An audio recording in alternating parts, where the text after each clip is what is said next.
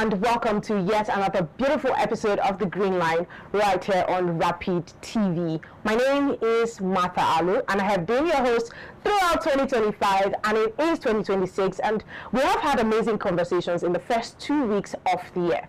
We did a recap of everything that had happened in the agricultural ecosystem in 2025, and then we talked about inclusivity in the agri space last week, and it was such an interesting conversation because we got to understand that it is our responsibility to demand for the rights that we want to keep. And so this week we go again, but with another conversation that is as important as everyone that we've had here on the show, talking about budget allocations here in Nigeria. You definitely want to be a part of this conversation. Let's go out on a quick break. When we get back, we'll get into the foundations of this conversation.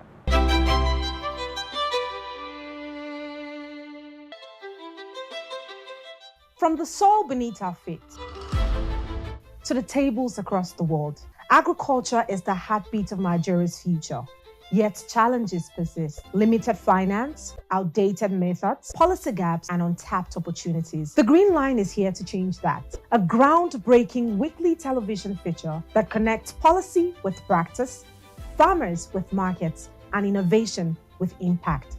We dig deep into the full agricultural value chain, from land preparation to mechanization, financing, food preservation, exports, and beyond. The Green Line isn't just a show, it's a national development platform. Join me every Friday at 11 a.m. only on Rapid TV, Star Times channel 176, and online at www.rbnradiotv.com.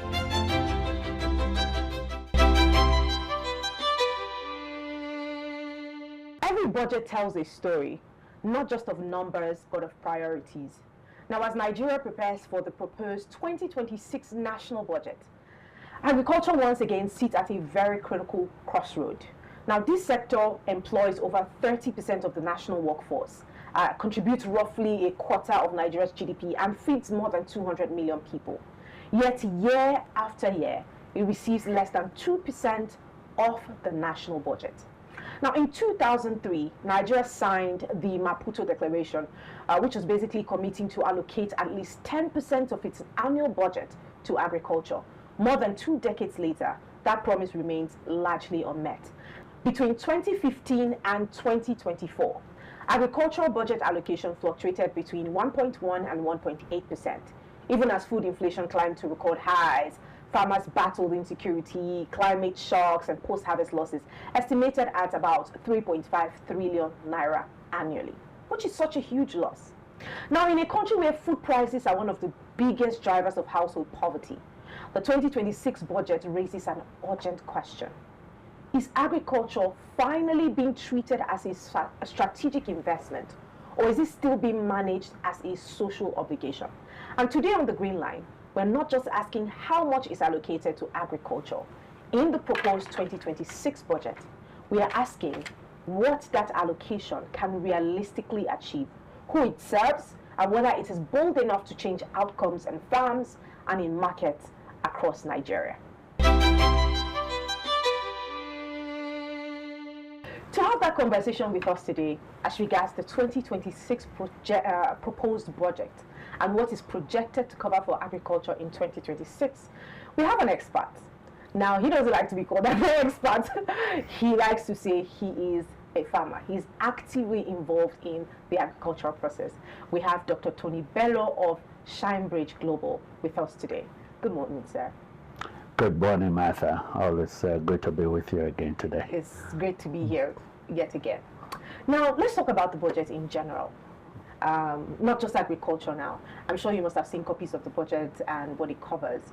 Now, budgets basically tell where the priorities of the government is at. And from your analysis of what you see on the budget, what do you think, or what do you make of the 2026 financial climate for Nigeria? Yeah. Well, I think, Happy New Year, I would say. Well, since the first time we're saying today. Yes, the allocation of 58.18 trillion naira, I believe, agriculture is sitting at about 1.4 trillion naira. Overall, you have to sew your coat according to your size. And given the economic situation globally, I think overall we are set, as usual, more towards social management than the strategic investment that you referenced in your opening. So we'll wait and see. Usually the priorities are always clear. The language is very clear. The question always is, what have we gotten as results prior to all these years of budget and Maputo allocations and what have you. So let's see how it goes, and I would be very glad to share my views on what I believe the priorities should be, even at the modest 1.45 trillion naira being talked about for agriculture. Now, when we look at the proposed 2026 budget, we're going to speak realistically about what is now contained in the budget when it comes to agriculture. Now, agriculture still falls below the 10% Maputo commitment. And I speak of that commitment because this is where African leaders came together. Africans came together to make a commitment to say, no matter what happens, our budget must capture at least 10%, which will go to agriculture. And this is to ensure that there is a free flow of food crops here within their countries, and then enough to export. But here in Nigeria, we still experience extreme underfunding, because from 2014 to 2026, our budget for agriculture has never moved beyond 1 to 2%, and it's still the same thing that is captured in 2026. Now, my question is, at what point does underfunding stop being a fiscal constraint and start becoming a policy choice? That's a very profound question, Martha. The reality is government create enabling environment for the private sector to thrive. In Nigeria, well over 70% of the food production in Nigeria is from smallholder farmers. So we must first recognize that our smallholder farmers are the largest private sector group in Nigeria. So the role of government, with the 1.45 trillion naira for agriculture, 58 point something trillion for the overall budget, is really to create the infrastructures that are required for the private sector to thrive in the food and agriculture sector. I always love to give kudos to our smallholder farmers. It's just incredible that with very little how much we've always been able to accomplish despite the shocks and food price increases. But it's, at the end of the day, really, it's about accountability. It's about taking responsibility. It's about meeting the results, and I'm sure we'll be getting into that quite a bit. But I'll just pause there for a second. Okay, let's talk about translation. Let's move from budget to reality. Now that we have about 1.48 trillion naira captured for agriculture in the budget, now that we have that figure, in reality, what can that actually translate to? Now, food inflation remains one of the biggest challenges of Nigerian households, even up until 2026. How does this proposed agriculture allocation, how does it directly translate into lower food prices, and then not just higher production numbers, just lower food prices, so that every household can be able to, afford? Well, I think looking at the numbers, it seemed to me the special agro-processing zone budget is at about 200 billion naira. It is very much tied to loans from AFDB and development financial institutions. Some of the key priorities that I really think are important, they're talking about input financing, which is the fertilizer for smallholder farmers, mechanization in terms of removing drudgery from agricultural production, irrigation to address the climate resilience and challenges, storage and food processing infrastructure, and then the value chain development as the top priorities. The question is, how do we engage the private sector? For me, this is where the rubber meets the road, and it has always remained a missing link. And as we go in depth into this conversation, it will be very clear that while government is focusing on enabling environment, the engagement with private sector is still very much lacking. So no matter what the budget may be, the key thing to change the paradigm is engagement of private sector in these conversations and in the implementation of whatever monetary allocation that is being given to agriculture. I think there is a need for us to really address civil service policy reforms so that we are holding government officials accountable for the budget. Year in and year out, the contribution of agriculture to the national GDP always remains about 23-24%. That number, if things were going well, should be going down, and food manufacturing should be going up in terms of those numbers. So for me, at the end of the day, even if it's $10 you allocate, let us see the result of the $10 that you have allocated. But most importantly, the private sector working more closely by establishment of stronger institutions that is led by the private sector. And again, we must recognize our farmers are the largest private sector group we have in the food and agribusiness sector. Okay, you have made mention of involvement of the private sector in the implementation of this budget. Now, we know that monopoly is always going to be a conversation when it comes to public-private allocations, implementations, and handing over to contracts. And this is because when these private sectors have been handed this over, it's mostly for the benefit of these private companies. But we have public institutions, agricultural institutions. In fact, I think two weeks ago on the Green Line, we had a conversation where we were talking about some of the things that needs to be put in place for 2026. And the guests which we had from Gisa Farms talked about how we still have silos that are not actively being used in Nigeria. And we have about 60% post-harvest losses up until now as we speak. So we have the facilities that can help to curb or curtail these post-harvest losses and still do not use them. What do you think that the private sector is going to do differently? If we take out the concern of the public, which is monopoly, if we take out that concern, what do you think that the private sector will do differently that will bring about the harnessing of these resources that is available to the government and the implementation of the budget? Very well. I was fortunate to serve in government in the 2012, 2015, 16 time frame.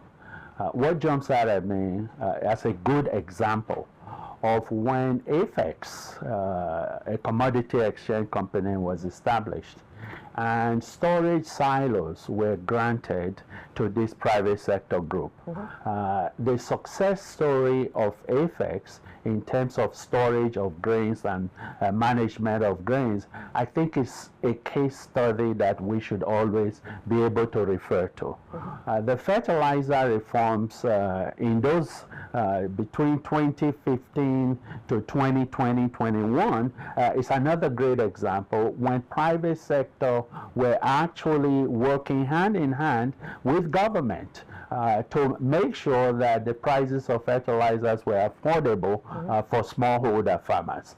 I think we need more and more of that. If we would focus on the special agro-processing zone, for me that is really the next big thing. And every state government, well, I think we hear the numbers, 7 priority special agro-processing zones, going on 24 or so different states. But this is really the next phase of growth. And engagement of private sector, especially as it relates to financing, affordable financing, financing will be a critical factor to really getting us over the hump, especially on import dependency. Enough is enough. We ought to be able to produce our own food. We ought to be able to preserve our own food. We ought to be able to process our own foods into consumer packaged goods. The science is there, the knowledge is there, the diaspora returnees are there, the local talents are there. I just think we need a shift in mindset where we begin to really truly honor the gifts and the talents that we all bring to the table, and not have that monopoly that tends to show up every now and then around government circles. And enough of this capacity development talk. I mean, enough is enough. Please, let us actually develop pipeline projects. So whatever we're getting in 2026, in 2027, we're all sitting together as public-private sector partners and showcasing what we did with the little that was given to us. Of course, you have landed me to the very next question, which is about accountability. And you made mention of fact, enough of all of these promises and these paperwork, now actual implementation. Now, historically, increased allocation have not in any way delivered measurable outcomes. You know, even if the budget is increased to 5% to 10%, regardless of the increase, there have been no measurable outcomes. Now, what accountability frameworks do you think should exist to ensure that the 2026 budget, when it comes to agriculture, delivers real value? Yeah, I think the most important is leadership. Okay. Put a round peg in a round hole. Let the technocrats drive the policy of the country. Yes, let us learn to work together, whether you're a politician or you're a technocrat, but at equal footing. No one should be subservient to the other because of your political position. Let's make sure that leadership is driving us in the right direction. I believe we have seen this over the years since I have been involved in the food and agriculture sector in Nigeria. When you bring in the technocrats to actually create the right roadmap that engages the smallholder farmers, development partners, and bring in the talents. Again, I go back to the diaspora talent. Some of us were very fortunate in the early years of Nigeria post-independence. We went on government scholarship to the United States, to Europe, to Russia, and elsewhere. We're coming back. The returnees are coming back. The knowledge base is available. And I think it's time that the politicians and the technocrats begin to have honest conversations and let us have mutual respect and honor for one another and be able to really guide our country towards application of best practices. I'll give you an example. Cassava is God's gift to the tropical climates. As a private sector individual, we've over the last 8 years invested over $1 million USD in research and development innovation to create exportable functional food ingredients to the United States, to Europe, and elsewhere. We're bringing that technology back to Nigeria, and we ought to be encouraged. We ought to make sure that things are flowing through the customs, land allocation. Why should we be paying $600,000 for 1 hectare of farmland? For crying out loud, in a special agro-processing zone. No, that should not be. So I think that mutual collaboration and cooperation between our political leaders and our, what some have referred to as gray matter infrastructure, the people with the knowledge, the people with the experience, let us start sitting together and helping to implement whatever the amount of money that is being allocated. And we're bringing in our own monies too. So there is leverage. As we leverage the government balance sheet, they too can leverage the private sector balance sheet. And that's where the banking system comes in.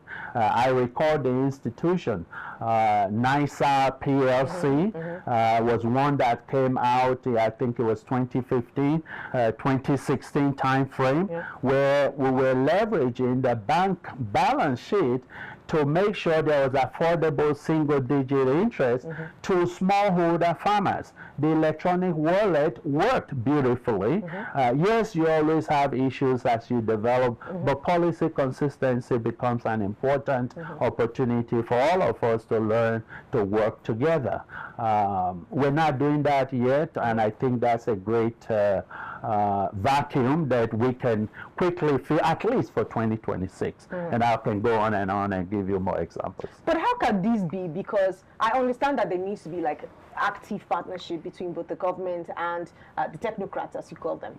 It's important that, okay, we have this collaboration between both parties, but how do you propose that this begins, especially in 2026? Yeah, well, I think we have some good examples from 2025 and that I can build on.